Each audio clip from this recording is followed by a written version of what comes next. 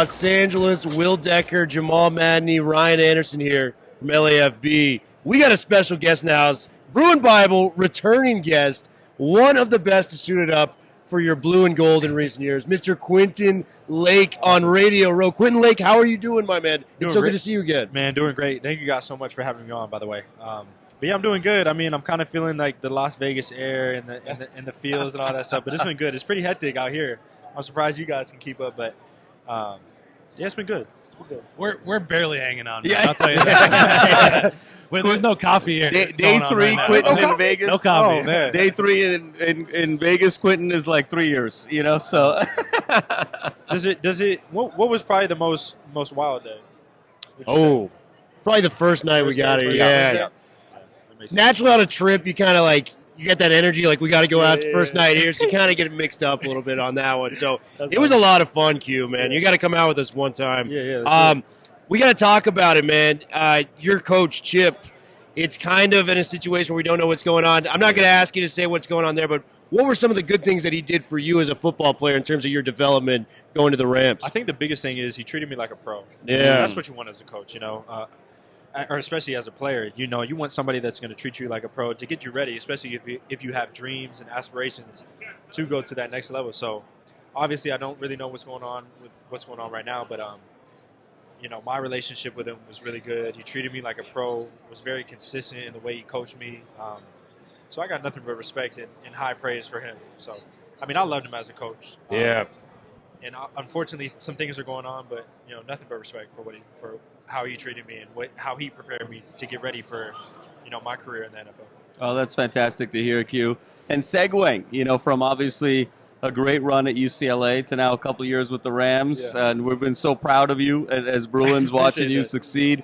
And Q, tell us a little bit about this season. And you know, not much was expected. It's supposed to be a rebuilding year, and so how did it just unfold from your vantage point? And then second, what are you looking to improve upon in terms of your development in the offseason going into 24? Yeah, and I got a crazy story about development too. So obviously, like you guys said, and like a lot of people expect, like not a lot of people expected a lot from us, but within the building, we expected a lot for ourselves. Yeah. And it was fun, man. We had a lot of young guys do a lot of big things. Puka Nacua, Kyren Williams, guys on the defense side, Byron Young, Kobie Turner. Oh my gosh, Kobie. They did a fantastic job, especially, you know, coming into the league. Sometimes it's a really hard transition dealing with that. So, yeah, it was great. It was good to see, you know, all the young guys develop and not only have, you know, good play, but get the honors and accolades that they did. You know, get All-Pro, get Pro Bowl and stuff like that. So it was a blessing. It puts a smile on my face as a later round pick to see these guys succeed and get all the praise and notoriety that they need to. But yeah, I'm glad I was able to fit my role. Be a figure piece on that defensive side was huge for us this year. And like you said, you mentioned what are you gonna do this offseason? How are you gonna prepare yourself for this next season? And right now I'm taking Taekwondo. Whoa! Okay. Yeah. So taking Taekwondo with my girlfriend, it's huge for leg strength, core strength, mobility, flexibility.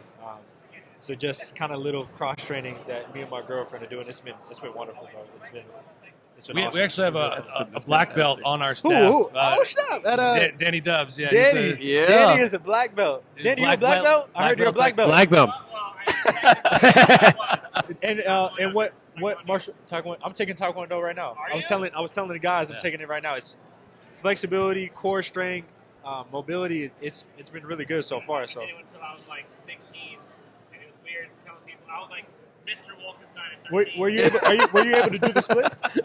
Yeah. You were? I'm still trying to get there. Hips are a little too tight. Yeah. He was a man among boys. Yeah, when I came down to Mr. Wolkenstein at 13. So, speaking of your role on the team, it kind of shifted this last year. It did, man. I was playing.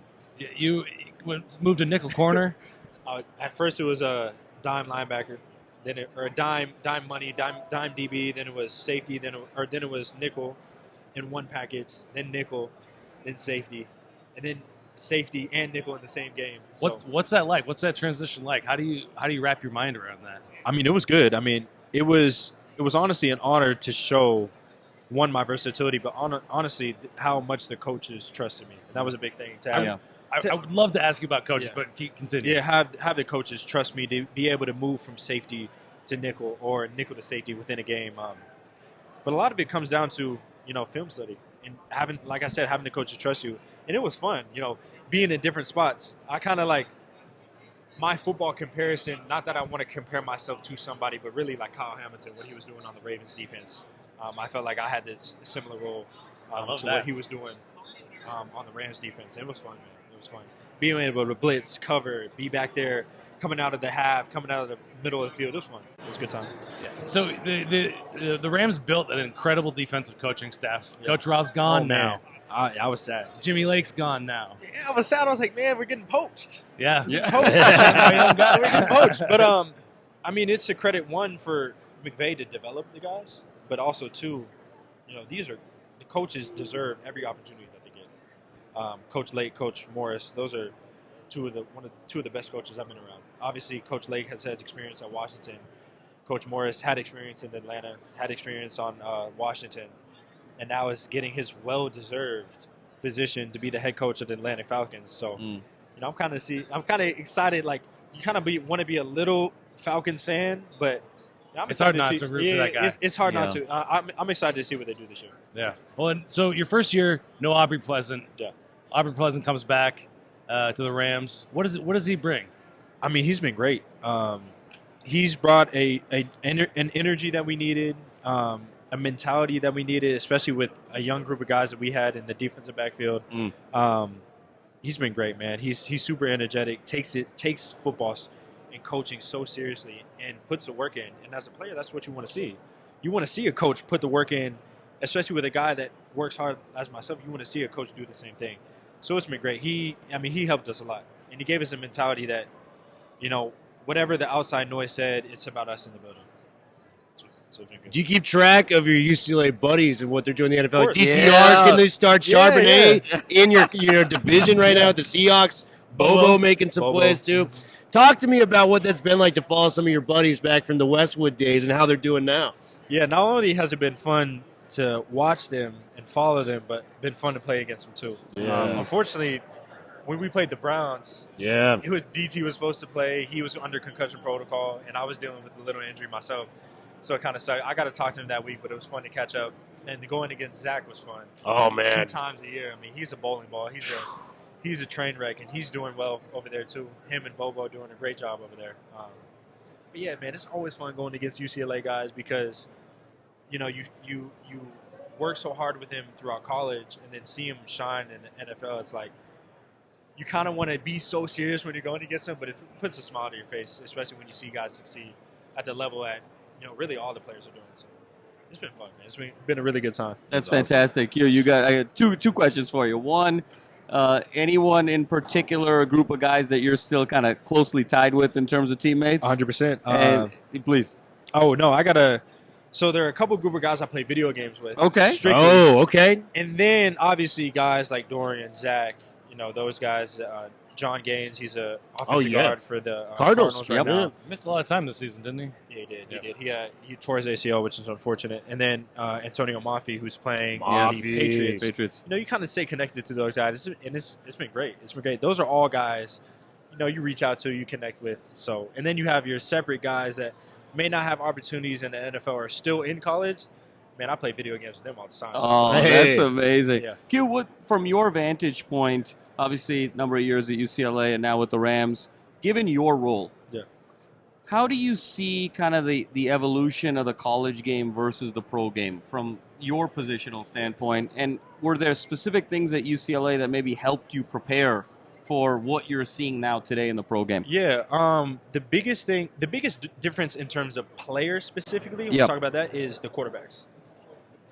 Almost every quarterback in this league can make every single throw. And that's the biggest difference from college to the NFL is you're going against high-caliber guys each and every week, especially in my division, too. You got guys like Geno Smith, Kyler Murray, who's dynamic, Brock Purdy, who's doing a really good job over there, obviously, and with the 49ers.